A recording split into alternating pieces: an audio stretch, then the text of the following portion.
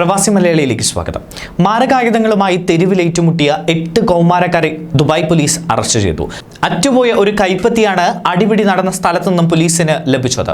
ഇതിന് പിന്നാലെ വ്യാപക അന്വേഷണം നടത്തി എല്ലാവരെയും അറസ്റ്റ് ചെയ്യുകയായിരുന്നു. അർദ്ധരാത്രി മൃദിഫിൽ കത്തികളും വാളുകളുമായി എത്തി കൗമാരക്കാരായ കുട്ടികൾ തമ്മിൽ ഏറ്റുമുട്ടുകയും ഇതിലൊരാളുടെ കൈ നഷ്ടമാവുകയും ചെയ്തുവെന്നാണ് പോലീസ് വ്യക്തമാക്കിയത്. കുട്ടികളുടെ 2 സംഘങ്ങൾ ഏറ്റുമുട്ടുന്നുവെന്ന വിവരമാണ് പോലീസ് ഓപ്പറേഷൻസ് റൂമിൽ ലഭിച്ചത് എന്ന് ദുബായ് പോലീസ് ക്രിമിനൽ ഇൻവെസ്റ്റിഗേഷൻ വിഭാഗം ഡയറക്ടർ ബ്രിഗേഡിയർ ജനറൽ ജമാൽ ലീം അൽജാലാഫ് പറഞ്ഞു.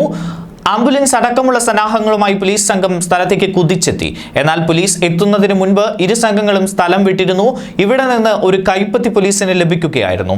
കൈ നഷ്ടമായ ആളെ മിനിറ്റുകൾക്കകം തന്നെ പോലീസ് കണ്ടെത്തി ആശുപത്രിയിലേക്ക് മാറ്റി. 1 മണിക്കൂറിനകം തന്നെ മറ്റുള്ളവരെയും പോലീസ് സംഘം പിടികൂടി. ഇവരിൽ ചിലരുടെ കാറുകളിൽ നിന്ന് ആയുധങ്ങളും പോലീസ് കണ്ടെടുത്തു.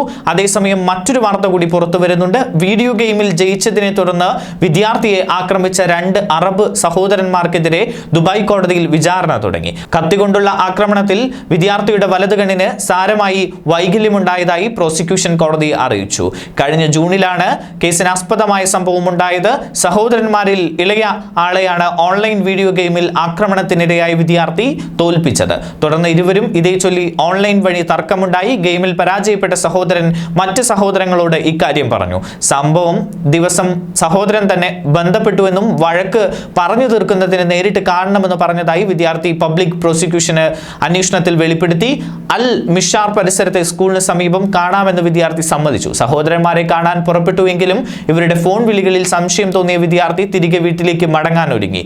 ഈ സമയം നിരവധി വാഹനങ്ങളിലായി 20ഓളം ആളുകൾ സ്ഥലത്തേക്ക് എത്തി. തുടർന്ന് 2 സഹോദരന്മാരും അവരുടെ സുഹൃത്തുക്കളും ചേർന്ന് വിദ്യാർത്ഥിയെ ആക്രമിക്കുകയായിരുന്നു. ഇതിലൊരാൾ കത്തികൊണ്ട് വിദ്യാർത്ഥിയുടെ വലത് കണ്ണിൽ കുത്തി.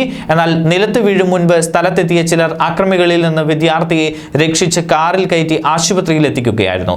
ഗുരുതരമായി പരിക്കേറ്റ വിദ്യാർത്ഥിയുടെ വലത് കണ്ണിന് 35% സ്ഥിരമായ വൈകല്യം ഉണ്ടായതായി പബ്ലിക് പ്രോസിക്യൂഷൻ റിപ്പോർട്ടിൽ വ്യക്തമാക്കുന്നു. ന്യൂസ് ഡെസ്ക് പ്രവാസി മലയാളി.